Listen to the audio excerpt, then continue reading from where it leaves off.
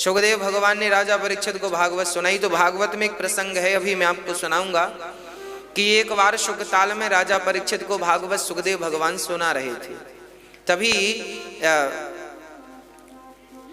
इंद्र ने बृहस्पति जी से पूछा अपने गुरुदेव से कि गुरुदेव ये बताइए ये क्या चल रहा है मृत्यु लोक में, क्या चल रहा है ये।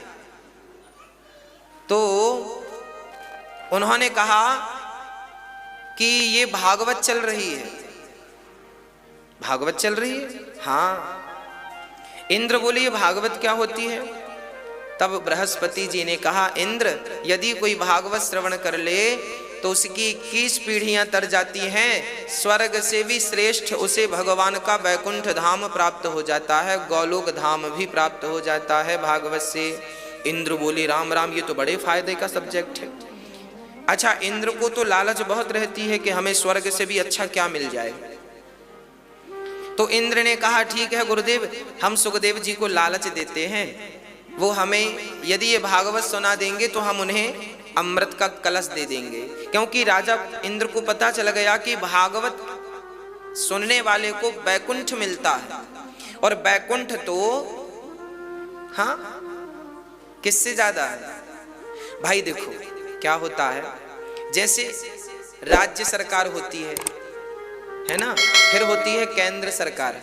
तो राज्य सरकार से ज्यादा महत्व किसका होता है? केंद्र सरकार का। तो इंद्र जो है वो राज्य सरकार है, और जो गौलोक धाम है वैकुंठ है ये केंद्र सरकार है, परमात्मा की सरकार है वहां पर। तो इंद्र भी सम्मिलित होना चाहते हैं कि भाई हम भी केंद्र में चले जाएं।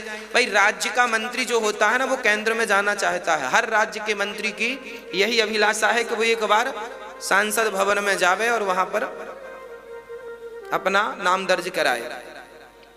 हर राज्य मंत्री की अभिलाषा है कि वो केंद्र में जावे, एक बार केंद्र का मंत्री बन जाए। उसी प्रकार इंद्र जो हैं वो राज्य के मंत्री हैं। राज्य एक छोटा सा राज्य है, जैसे दिल्ली एक छोटा सा राज्य है। दिल्ली के छोटे से राज्य में ऐसी स्वर्ग भी एक छोटा सा राज्य है, उसके मुख्यमंत्री इंद्र महाराज हैं। इंद्र वहां के मुख्यमंत्री हैं। तो इंद्र ने क्या सोचा कि हम ऐसा करें कि हम भागवत सुन लें तो फिर स्वर्ग तो हमारा रहेगा। उनको ये लगा कि शायद वैकुंठ भी हमारा हो जाए भागवत के चक्कर में। तो बड़ा अच्छा विचार किया इंद्र ने, और अमृत भर के, अच्छा अमृत तो इंद्र के पास था ही, थोड़ा सा पानी वानी मिला लिया, कलश भर लिया और भर के चले सुखदेव जी। सुखम नत्वा वदन सर्वे स्वकार्य कुशला सुरा। अपना कार्य करने में जो कुशल हैं देवता, अच्छा देवता इंद्र जो है ना अपने काम को करने में बड़े कुशल हैं, बड़े चतुर व्यक्ति हैं, अपना काम बना लेते हैं कैसे भी करके।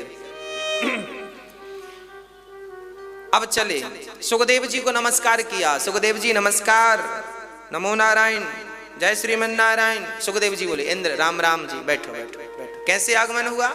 प्रभु जी सुने आपने कथा सुनानी शुरू की, हम चले आए। अच्छा, सुखदेव भगवान बोले तो देखो परीक्षित बैठे हैं मुख्य यजमान बन के, ये सभी संत लोग बैठे, आप भी कहीं जगह मिल जाए तो बालू में बैठ जाओ, क्योंकि वहां बोरा फट्टी बिछाने को बिछा तो थी नहीं, सबको बालू में बैठना, बैठ जाओ। इंद्र को लगा राम राम। अच्छा, इंद्र को क्या, जो बड़े पद पे चला जाता है ना वो सब बराबर में सबके साथ बैठने में हिचकिचाता है। इंद्र को लगा मैं तो इंद्र का राजा हूँ, इन सब के बराबर में कैसे बैठूं। तो उन्होंने कहा गुरुदेव हमें कथा सुना दो, किसी को मत सुनाओ, इसके बदले दक्षिणा में जो चाहिए दूंगा। ये अमृत लाया हूं, स्वर्ग से अमृत लेकर आया हूं। इंद्र बोले अमृत ले लो। तब सुखदेव जी ने कहा वाह इंद्र, देखो सुखदेव जी बड़े मुस्कुराए, प्रसन्न भये, और इंद्र की तरफ देख करके सुखदेव भगवान ने कहा वाह इंद्र, हमने तो सुना था तुम चतुर हो, पर आज तो हमने देख लिया तुम महाचतुर हो। कैसे? बोले देखो आप यहाँ आए हो और ये अमृत लेकर आए हो। अरे भाई अदला बदली एवं विनिमय जाते सुधा राज्ञा प्रपीयताम।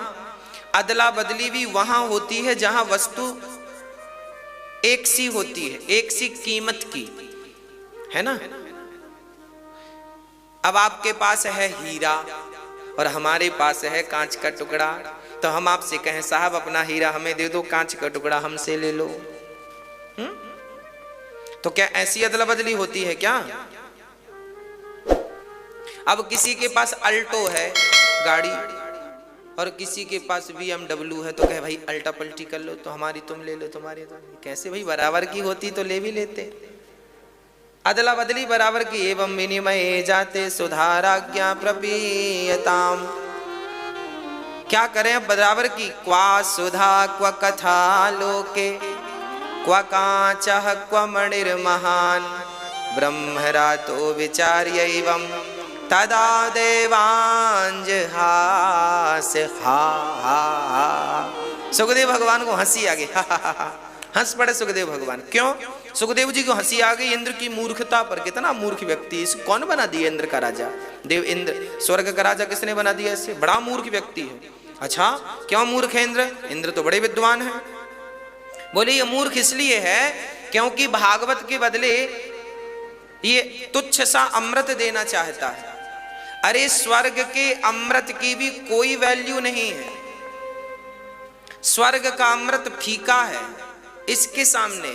सुखदेव जी ने कहा इंद्र यदि प्रेमी बनकर आते तो मैं सुना आपको कथा सुना देता, पर आप तो सौदागर बन के आ गए। और सुनो अब आप यहां से जाओ, आप इस कथा के अधिकारी ही नहीं हैं।